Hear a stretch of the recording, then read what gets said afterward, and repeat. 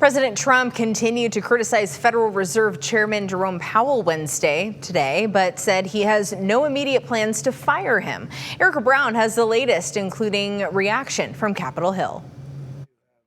During a White House meeting with the Crown Prince and Prime Minister of Bahrain, President Trump confirmed CBS News reporting that he discussed firing Federal Reserve Chairman Jerome Powell with Republican lawmakers Tuesday. I talked about the concept of firing him. I said, what do you think? Almost every one of them said I should. The president has been hammering Powell for weeks for not lowering interest rates, but said he is not planning to fire him. Federal law says the chair can only be removed for cause, and Trump brought up a renovation project happening at the Fed.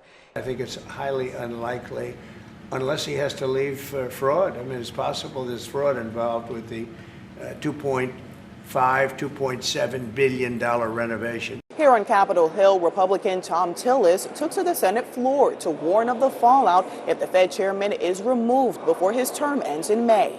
The consequence of firing a Fed chair just because political people don't agree with that economic decision will be to undermine the credibility of the United States going forward. And I would argue if it happens, you're going to see a pretty immediate response. President Trump also downplayed the fallout from Republicans who are demanding more transparency regarding the investigation into child sex offender Jeffrey Epstein. All it is the certain Republicans got duped by the Democrats, and they're following a Democrat playbook. But calls for the release of the Epstein files are growing after a Justice Department and FBI review found no evidence of a client list or blackmail of powerful figures.